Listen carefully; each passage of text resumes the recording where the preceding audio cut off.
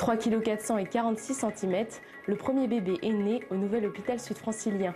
Bernard Mantienne, le maire de Verrières-le-Buisson, blanchi et les secrets de la ferme gauloise de Vissou. Développement, Patrice Arditi.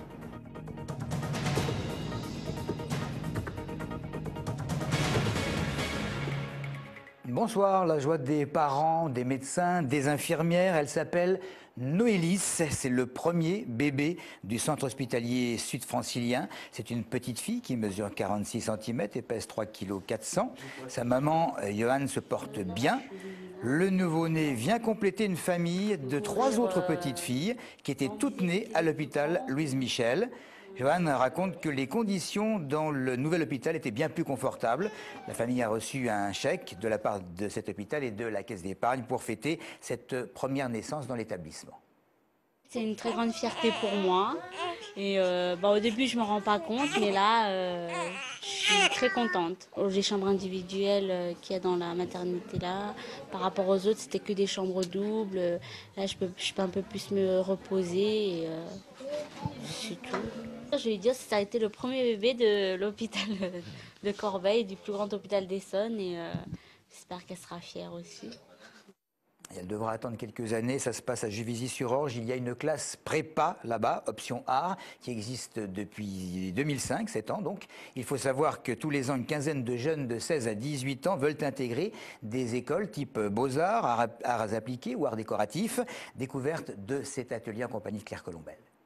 Dans ce bâtiment de l'espace d'art contemporain Camille Lambert, une quinzaine de lycéens se retrouvent chaque semaine pendant 6 heures pour apprendre les techniques de l'art. Le volume, la peinture, la sculpture, la poterie, les élèves touchent à tout et à toutes les matières. Par rapport à un cours d'art plastique courant, les jeunes bénéficient d'un suivi personnalisé. Il y a un but, c'est de rentrer dans une école et il y a aussi la possibilité d'avoir des entretiens personnalisés, un suivi personnalisé des élèves pour les accompagner dans le montage des dossiers et à leur donner des références d'artistes. Voilà, donc c'est vraiment quelque chose de personnalisé. Pendant les ateliers, les jeunes artistes rencontrent régulièrement des professionnels qui leur dispensent des cours théoriques. Le reste du temps, ces élèves pratiquent afin d'être prêts pour les concours d'entrée aux écoles d'art. Rosanne a 18 ans et fréquente cette école depuis 2 ans. En fait, j'avais envie de, par la suite, faire une école d'art. Donc c'était un bon moyen de préparation à cela. C'est un endroit où vraiment je peux m'exprimer. Cette classe prépa est régie par la communauté d'agglomération des Portes de l'Essonne. Pour une année de cours, comptez entre 70 et 400 € selon le quotient familial. Ses adversaires étaient dans l'attente d'un jugement qui aurait placé le maire de Verrières dans une situation pénible, mais ce dernier est sorti du tribunal correctionnel d'Évry blanchi. Bernard Mantienne, il comparaissait dans une affaire de favoritisme liée à l'attribution d'un marché public. L'ancien sénateur a été relaxé des poursuites dont il faisait l'objet. Il n'y a eu, selon l'enquête, ni pot de vin, ni enrichissement personnel de l'élu. Comment éviter qu'un enfant ne soit victime d'un secret de famille, de divers tabous? Comment, par exemple, lui annoncer qu'on est atteint d'un cancer? L'association Osez dire est composée de psychologues et d'oncologues et elle organise des groupes de parole, mais entre enfants, pour permettre l'expression des angoisses. Les explications de Christophe Garnier. Pour permettre à des enfants de 3 à 15 ans de mettre des mots ou des dessins sur le cancer de leurs proches, ces 3 médecins ont créé l'association Osez dire. Pour des parents, c'est pas facile de savoir comment aborder ça avec leur enfant. À un moment donné, vous avez 40 ans, vous êtes habitué à faire du sport avec votre fils, vous êtes habitué à s'occuper de ses devoirs, à l'amener à l'école, et puis d'un coup, vous allez perdre vos cheveux, vous allez être fatigué, vous allez maigrir, vous allez avoir moins de temps pour vous occuper de lui. Comment aller lui annoncer ça? L'association cherche avant tout à éviter que certaines familles ne cachent la maladie à leurs enfants, n'en fassent des adultes potentiellement dépressifs ou manquant de confiance en eux. Les psychologues répondent à leurs questions, les préparent à la mort du proche, les aident à ne pas se sentir eux-mêmes malades, voire à ne pas se sentir coupables. Certains patients ont encore beaucoup de mal à libérer la parole de leur chère petite tête blonde. Elle est assez fermée à ce niveau-là. Ce qu'elle a envie, elle le garde pour elle. Quand elle n'a pas envie de discuter ou de parler de ce que l'on souhaite, elle vous dira mais c'était bien, c'est tout. En recevant les enfants en groupe de 6 à 8, les psychologues permettent parfois à certains d'entre eux d'exprimer une douleur parfois trop réprimée. Voilà, un effondrement et c'est là où le partage du groupe est très important parce que les autres qui n'ont pas la même histoire que lui, ils se sont sentis très touchés par cette histoire et on a pu tous partager son ressenti à ce moment-là et c'est très très riche. Disposant d'un des réseaux les plus denses pour gérer le cancer, l'Essonne ne traite pourtant que 45% des patients du département. Le réseau Essonne Onco rappelle que les soins offerts ici valent largement ceux prodigués dans les grands établissements parisiens. Les hommes et les femmes sont belles et non pas les hommes et les femmes sont beaux. C'est ce que souhaiteraient instituer des associations féministes. Elles dénoncent le sexisme des règles en usage dans la langue française et recommandent que l'adjectif s'accorde avec le dernier nom auquel il se rapporte. Pour ceux qui n'auraient pas compris, il faudrait dire l'oncle et la tante de Michel sont gentilles. Soraya Laouissi et Margot Lefebvre sont allées demander à quelques Essonniens leur point de vue sur la question.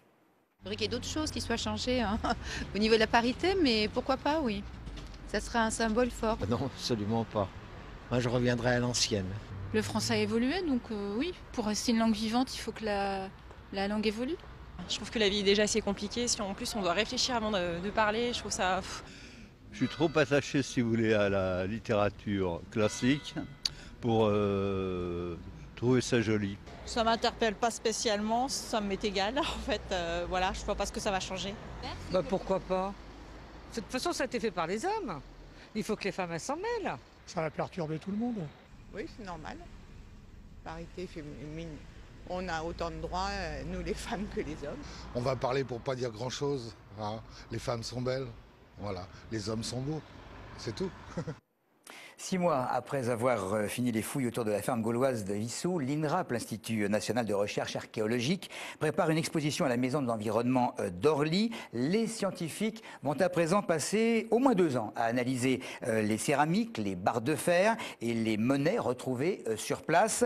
Plusieurs indices poussent néanmoins déjà vers l'hypothèse d'un aristocrate terrien intégré au peuple des Parisis et qui aurait pu jouer un rôle politique dans la société de l'époque, Christophe Garnier. Les chercheurs de l'Institut d'archéologie ont déjà plusieurs indices sur la vie du Gaulois qui vivait dans la ferme au sud d'Orly à l'âge du fer au IIe siècle avant Jésus-Christ. Ce devait être un aristocrate rural qui, en plus de son exploitation de très grande taille, gérait peut-être des fermes plus petites aux alentours de la sienne. Il était capable de commercer sur de très longues distances, d'importer des alliages cuivre d'Angleterre, des vins d'Italie et de consommer de la viande en très grande quantité et de posséder des barres métalliques. Autant de signes qui attestent de son pouvoir et de sa très grande richesse. Cette ferme, propriété d'un aristocrate local, est intégrée à la zone des Parisis. Peuple des Parisis qui ont donné leur nom à Paris et dont la société était très hiérarchisée. Les grands propriétaires terriens, comme ceux de Vissou, ou celui retrouvé il y a quelques années à Saclay, assuraient sans doute un relais commercial, agricole, mais peut-être aussi politique, et permettaient surtout un maillage très serré du territoire autour de la capitale. Immédiatement au sud de Paris, on se rend compte qu'on a un habitat tous les 300 mètres. L'habitat tous les 300 mètres, ça veut dire qu'on a une densité en fait de sites très importants. De toute façon, ces sites, ils sont situés sur les grands axes de communication qui remontent du sud vers le nord et qui alimentent nécessairement de toute façon la vallée de la Seine et les grands oppidums qui sont le long de sur la vallée de la Seine. Les archéologues rendront leurs travaux dans 2 ans. Ils viendront les présenter en personne au public du 14 au 23 mars prochain à la Maison de l'Environnement d'Orly. Et c'est tout pour l'essentiel de l'info. Merci de nous avoir suivis.